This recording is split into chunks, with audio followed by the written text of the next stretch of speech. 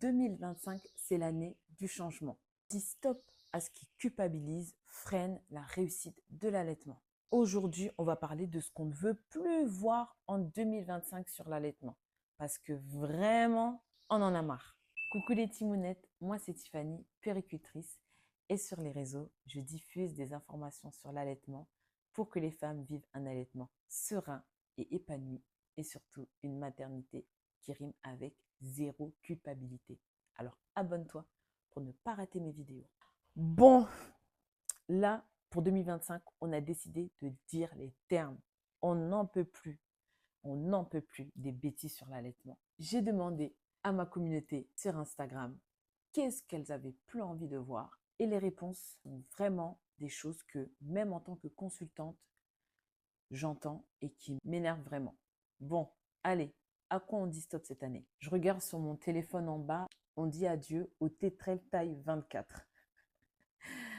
Les tétrelles, ouais, qu'on utilise pour tirer son lait, j'avoue, parfois il y a des réglettes qui vont jusqu'à 30. J'ai jamais vu une maman qui avait un mamelon de cette taille-là. Et la taille 24, c'est une taille qu'on va donner à toutes les femmes. Et j'avoue, ça, je ne comprends pas parce que la majorité des femmes ne font même pas cette taille-là. Et on ne se remet pas en question. Beaucoup de gens ne savent pas mesurer le diamètre des mamelons des femmes, qui est un geste quand même assez facile. Je te mets la vidéo juste ici si tu ne sais pas comment faire. Mais ça suffit de donner des tétrelles taille 24 à tout le monde sans les mesurer, sans expliquer pourquoi il faut une bonne taille pour bien tirer du lait, etc. etc. Enfin oui, donc je valide. On arrête les tétrelles taille 24 et on mesure les mamelons des femmes. On dit adieu à un planning de tété, bout de sein et complément pour rien. Là, je crois que c'est le trio gagnant. Un planning de tété. Alors là, ouais, ça, on arrête. Parce que l'allaitement, c'est à la demande. Quand bébé exprime le besoin d'allaiter, on lui donne le sein. Ça, c'est la base de base de base de base. Ensuite, les bouts de sein. Les bouts de sein, s'ils sont mal utilisés, clairement, pour aucune raison, ça peut faire rater l'allaitement. Je t'ai fait une vidéo où je t'explique vraiment dans quel cas l'utiliser, comment bien l'utiliser et comment s'en débarrasser si jamais tu veux plus utiliser le bout de sein. Je te la mets juste ici.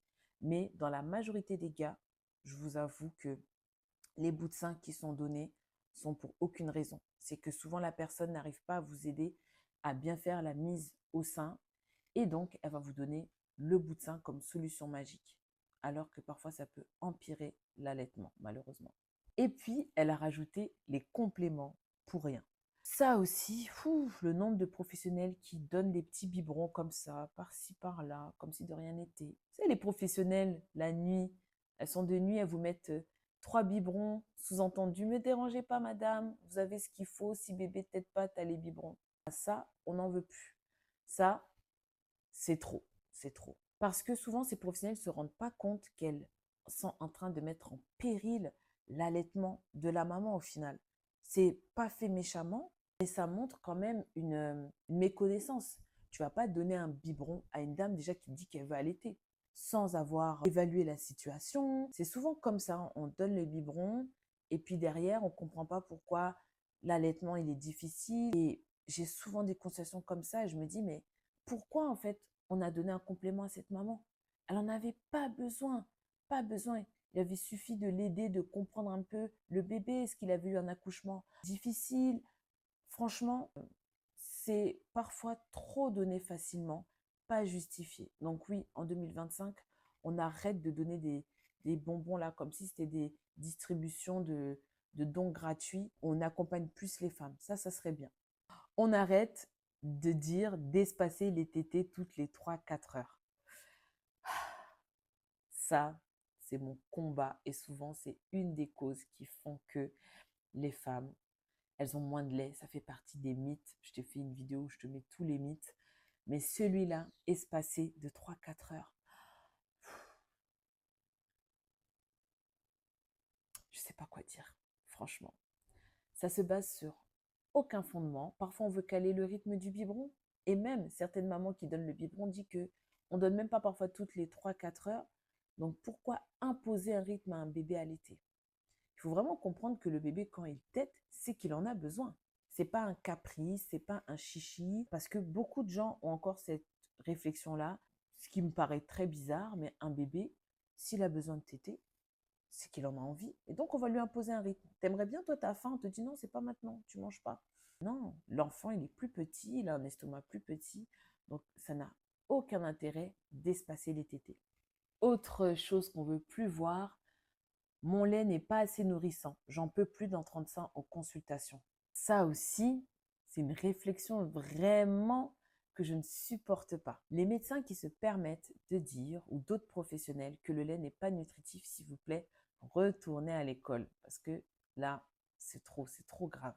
Le lait qui est fait pour le bébé, pour la femme qui est adaptée, tu vas dire à une maman qui n'est pas assez nutritif, mais qu'est-ce qui se passe? À un moment, non, c'est pas possible. Le message que ça envoie derrière à la maman, c'est que ton corps, il n'est même pas capable de faire ce qu'il faut. Alors que si notre corps, il est capable, encore faut-il être bien accompagné, avoir les bonnes informations, mais on arrête de dire aux mamans que le lait n'est pas assez nutritif, qu'il n'est pas suffisant, que c'est comme ça, qu'il y a des femmes qui n'auront pas du bon lait. On recommande dans des régions où les femmes sont dénutries de donner quand même leur lait. Donc à plus forte raison, un pays où les mamans ont à manger, on va leur faire peur avec ça. D'ailleurs, pour la petite anecdote, j'avais dit que toutes les femmes avaient un lait nutritif et une autre professionnelle m'a dit que non, ce n'est pas vrai. Toutes les mamans n'ont pas un lait nourrissant, que certaines doivent le complémenter, etc., etc. Alors, une maman qui a une carence, elle doit soigner sa carence. Je suis tout à fait d'accord avec ça. Micronutriments, des choses peuvent un petit peu changer dans le lait, mais ça n'influe pas la qualité. Donc, c'est pour ça que pour moi, il n'y a aucun intérêt à dire à une maman ah ouais, tu manges pas bien, ton lait sera pas bon. Parce que factuellement, c'est faux. Autre chose qu'on veut plus voir, oh là là, mais quand il aura des dents, tu vas souffrir, faudra arrêter. Ben non, en fait. Oui, ça, c'est encore un mythe. Les dents. Je sais pas si quand on voit un bébé avec des dents, si les gens pensent à un piranha ou je sais pas. Mais un bébé qui prend correctement le sein vous fera pas mal. Je vous ai mis une vidéo ici où je montre comment faire la bonne prise du sein. Et pour avoir allaité mes deux filles, je peux vous dire que la poussée dentaire n'a rien fait parce qu'elles avaient la bonne prise du sein. Maintenant, si ton bébé, depuis la naissance, il pince ton sein avec ses gencives, il fera la même chose avec les dents. Et c'est pour ça que là, les dents peuvent faire mal et que bébé mord. Ça, c'est une des raisons. Si tu ne sais pas du tout pourquoi ton bébé mord, je t'ai fait une vidéo à ce sujet, je la mettrai ici pour un petit peu que tu explores. Mais de manière générale, non, les dents ne sont pas synonymes avec fin de l'allaitement. Autre chose, en 2025, on ne veut plus de professionnels qui sont mal formés. Ça, laisse-moi reprendre un peu mon thé. Parce qu'il faut que je m'hydrate là avant de me lancer là-dessus. L'année dernière, j'ai fait ma première formation auprès de professionnels dans ma ville. Et franchement, elles étaient plusieurs à me dire qu'elles n'ont aucune formation, que parfois l'employeur ne propose aucune formation et que ça, pour le coup, ça les embêtait fortement. Vous avez d'un côté des professionnels qui ne peuvent pas être formés. D'un autre, vous avez certains qui ne veulent pas être formés, qui sont dans leurs croyances.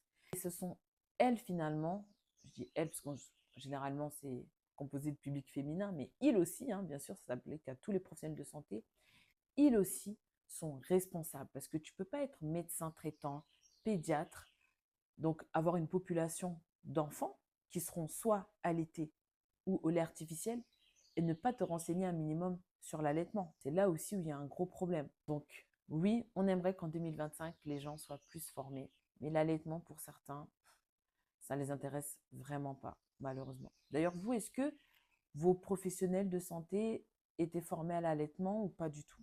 Dites-le moi un petit peu en commentaire. Autre chose qu'on veut plus voir, le manque de soutien de l'entourage. Ça, c'est quelque chose qui me tient beaucoup à cœur parce que certains ne réalisent pas comment leurs mots peuvent faire mal lorsqu'on devient maman, qu'on a beaucoup de choses à gérer. Pour eux, l'allaitement, c'est juste, bon, il n'y a pas de quoi faire un plat. Que tu donnes le sein, que tu donnes le biberon, c'est rien.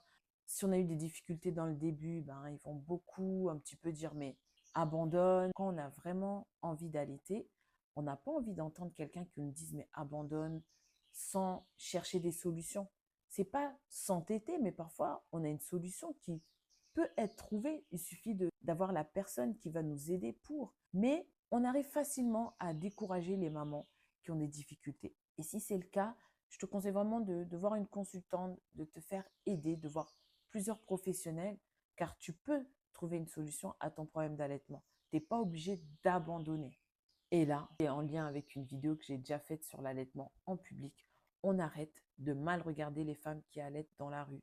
On arrête de faire des débats sur l'allaitement dans l'espace public. Beaucoup de femmes ont eu des réflexions, des regards un peu bizarres, soit c'est des regards accusateurs, soit des regards pervers, parce qu'elles allaitent. On ne peut pas contrôler les besoins de l'enfant lorsqu'on est en extérieur, franchement. Et on ne va pas se restreindre parce qu'il y a des gens qui trouvent ça indécent. Non. Qu'est-ce qu'il y a d'indécent à nourrir son bébé? On arrête de juger les femmes qui allaitent dans l'espace public. Elles ont droit. L'enfant ne va pas le laisser pleurer pour des beaux yeux des inconnus. L'enfant, il a faim, il a un besoin, on lui donne. Maintenant, chaque personne a son degré de pudeur. Il y a certaines femmes qui n'ont pas de problème à exposer leur sein, d'autres, elles préfèrent se couvrir, mais on pense avant tout aux besoins de l'enfant. C'est vraiment primordial. Je crois que j'ai lu toute votre réponse. S'il y a des choses qu'on ne veut plus voir en 2025 que je n'ai pas dites, s'il vous plaît, mettez-les en bas. On met en bas, on tag ses amis parce que faut arrêter. On est en 2025. Il y a des choses qu'on sait depuis des années. On arrête de faire circuler des choses qui sont totalement absurdes sur l'allaitement. Prends soin de toi et sois douce envers toi-même.